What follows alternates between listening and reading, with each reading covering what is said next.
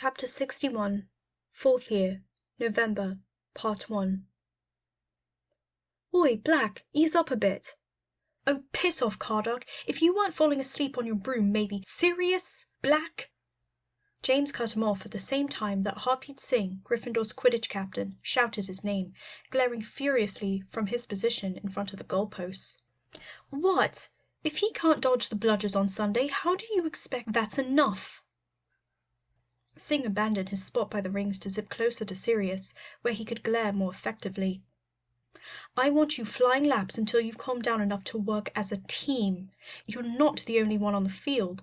Unless you can get that through your head, we haven't got a chance against Ravenclaw. Now go. Sirius scowled, but knew better than to argue with Singh when he started shouting. The older student was known for being even-tempered, a quiet, stocky young man whose presence often had a soothing effect on those around him.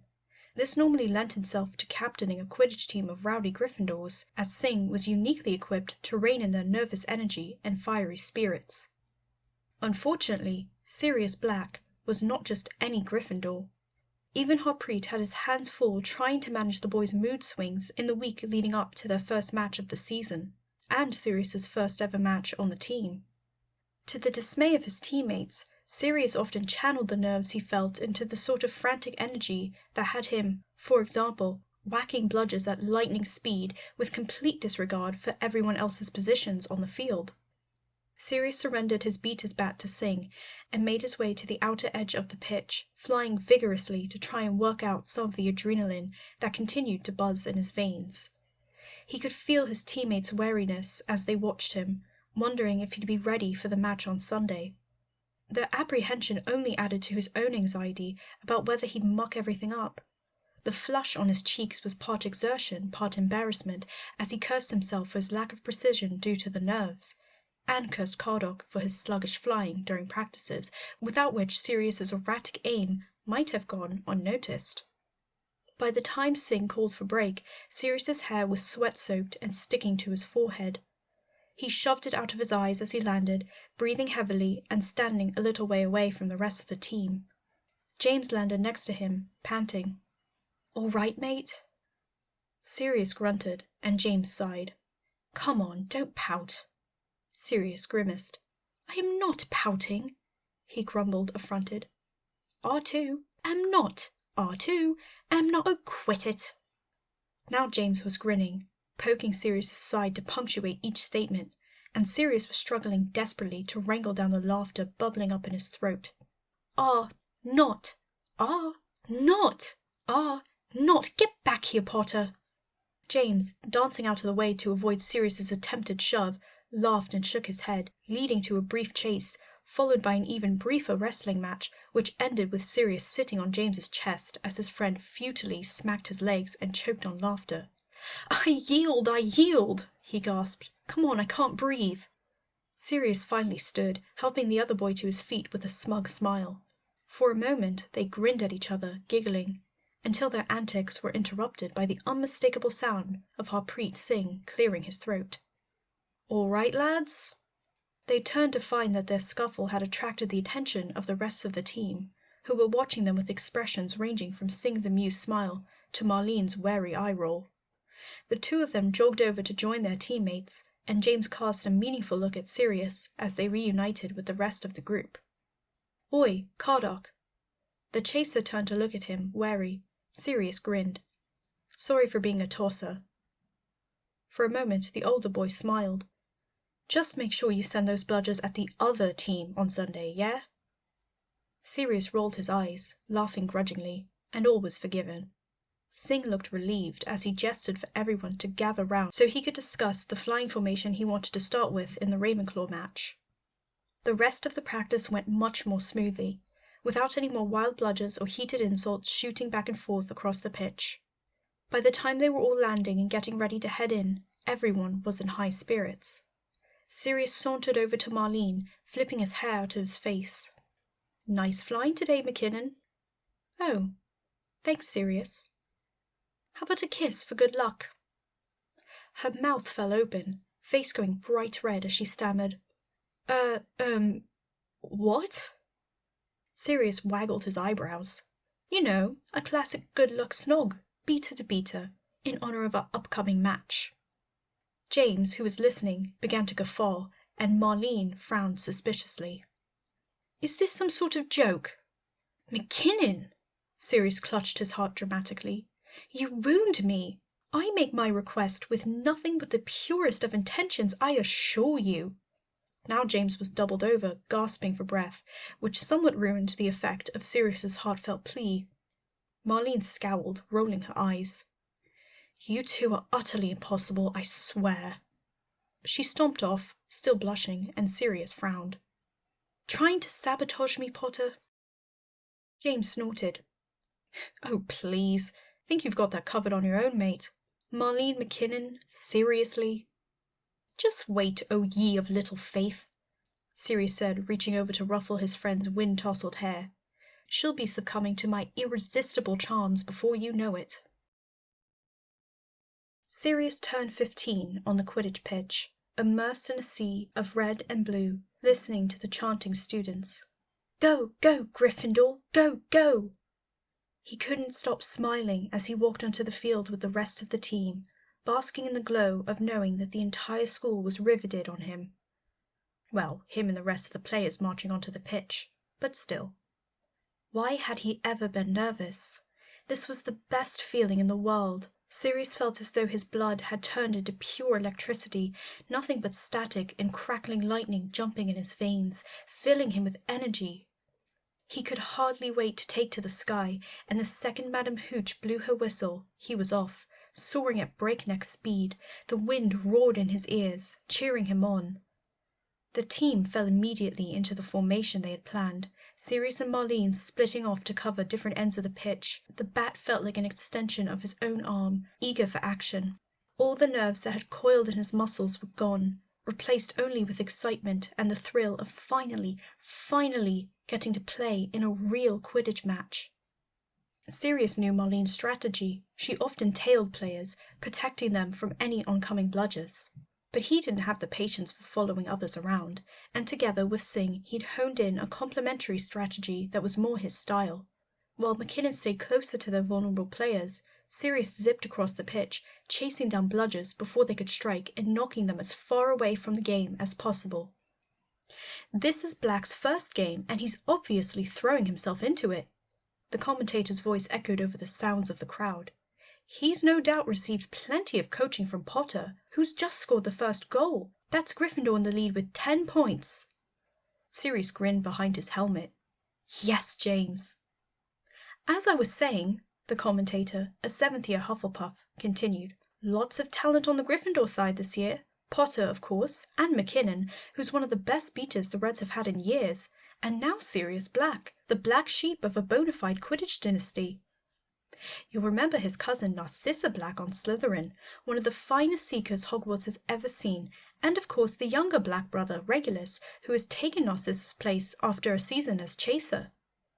Now Sirius was scowling, excitement darkening with rage. Why was she talking about his family? It wasn't as if any of them were on the pitch. Narcissa wasn't even at Hogwarts anymore. Rumor has it that there's bad blood in the Black Clan, so you can bet the Gryffindor-Slytherin match next term is going to be... If you would please focus on the game currently in progress, Miss Darcy, McGonagall snapped over the megaphone. Sirius felt a surge of gratitude for the grouchy professor, though the anger remained even as the commentator apologized. Sorry, Professor. So that's Dunham on Ravenclaw in possession of the quaffle. She shoots, Oh, and it's a bad miss. Sirius continued to chase after bludgers, determined not to let his thoughts of his family distract him. He put everything else out of his mind, tuning out the commentary and focusing solely on the game in front of him. The lingering anger only strengthened him, adding a vicious twist of satisfaction to every bludger he was able to smack. And if he was picturing the faces of certain family members as he swung, well, no one had to know. In the end, it was a slaughter. The Gryffindor seeker caught the snitch, ending the match 300 to 100 in Gryffindor's favor. Sirius landed with the rest of his teammates, drinking in the cheers from the stands, dizzy with the heady taste of victory. He threw an arm around Marlene's shoulders, emboldened by the screaming crowd, and leaned in. She dodged him, turning so that the kiss landed on her cheek, but Sirius found that he was too happy to care much either way. The common room was a crush of bodies that evening, vibrating with rock music and assaulting the eyes with red and gold at every turn. The entire house had showed up to celebrate a combination of Gryffindor's victory and Sirius's birthday, which made him feel like a celebrity as he fielded both congratulations on his excellent Quidditch skills and well wishes for another year of life. The older students had brought along alcohol, and Sirius was offered a few surreptitious swigs from mysterious bottles and flasks. He sputtered at the burning sting down his throat, which made the older students laugh and slap his back with knowing smiles. James remained by his side the entire night, laughing with him and accepting his own share of praise for his prowess on the Quidditch pitch. He kept trying to sneak glances at Lily, obviously hoping she would come over to speak to them, but it was not to be. She remained off to the side, chatting with Mary and Remus, who had posted himself by the snacks and refused to move once the party started. Sirius smiled as he watched the tall boy licking crumbs from his fingers. Then he realized he was staring when Mary gave him a funny look and turned quickly away. His face felt hot, which he supposed was just from the crush of bodies surrounding him. After receiving a sufficient amount of praise, Sirius got around to opening his birthday presents. A broom repair kit from James, a ridiculous amount of chocolate from Peter, who probably expected him to share it, and no less than 3 brand new albums from Andromeda: Dark Side of the Moon, Country Life, which featured 2 scantily clad women on the cover, all the boys smirked as they passed it around, and Diamond Dogs. "Oh!" Remus breathed, stroking the strange, unsettling artwork reverently, unable to contain his excitement. "Put this one on first, please?" Sirius grinned. "Anything for you, Moony." He settled the disc into place on the turntable.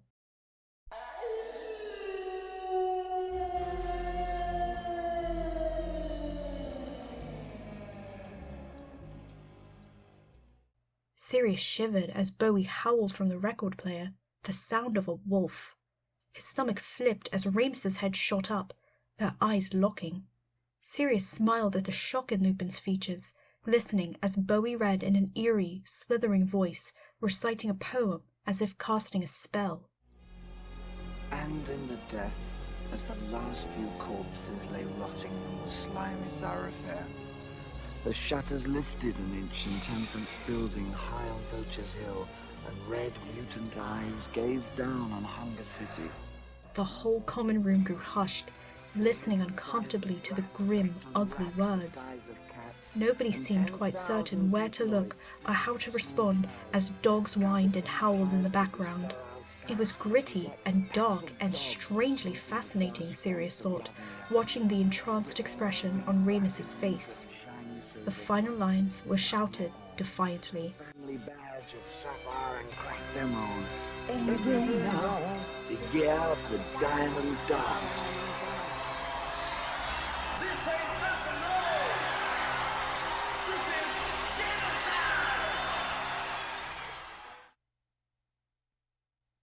"But Peter understands that it's a whole month," Sirius whispered, voice rising slightly in irritation.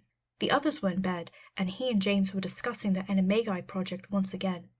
Apparently, Peter hadn't read the instructions as closely as he was supposed to, and had mixed some things up with the mandrake leaves. 30 days, yep, James assured him. "If we do it over the summer—" "You forgot the silencing spell, idiots," Remus called out. "Bugger," Sirius swore, exchanging a panicked glance with James as he reached for the curtains. How much had Remus heard? It was well past midnight, and they had both assumed that Lupin would be asleep. The party had been broken up ages ago by prefects, and all 4 marauders had climbed the stairs and gotten ready for bed, bidding each other good night. But apparently Sirius hadn't been as sneaky as he thought, climbing into James's bed, and Moony hadn't been as exhausted as he'd made them think, even though he'd been yawning the whole way up the stairs. Remus poked his head out from behind the curtains at the same time as Sirius, and they stared at each other from across the room. "Sorry, Moony," Sirius grinned, trying to play it cool. "Did we wake you?" "Nah," Remus shrugged. Actually, I was thinking about this prank. Prank? James knocked into Sirius's shoulder as he shoved his head out. Who said prank? Remus smiled self-consciously, and Sirius felt a private wash of relief. He didn't seem to be suspicious of anything. James parted the curtains further, saying magnanimously, "Please, Mr. Mooney, step into our office." Remus scrambled up immediately, eagerly padding over to join them on James's bed. He grinned as he settled down, bony knee knocking into Sirius's shin. "Well?" James prompted, holding his lit one out to Remus like a microphone. "Tell us." "Just a second," Remus huffed, withdrawing his own wand. "Muffliato." "He's too clever for us," Sirius said dryly. "Indeed," James nodded. Remus ignored them, rolling his eyes and tucking his wand away before turning back. "Remember how I was telling you about Matron's alarm clock?" he asked, speaking softly.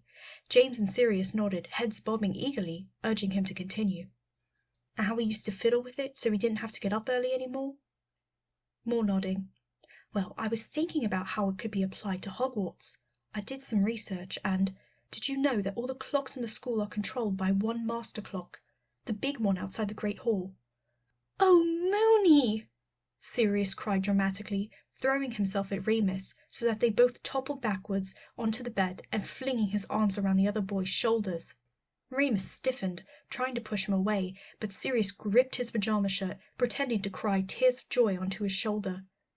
"You've read Hogwarts: A History! One of you has finally read it! You are now my favorite marauder." "Get off, Tosser!"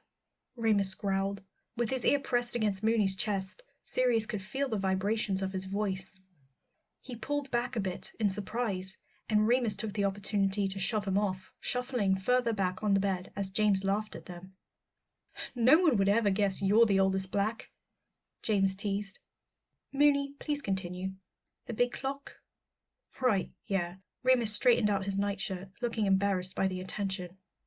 I had this idea. He blinked, clearly trying to regain his train of thought.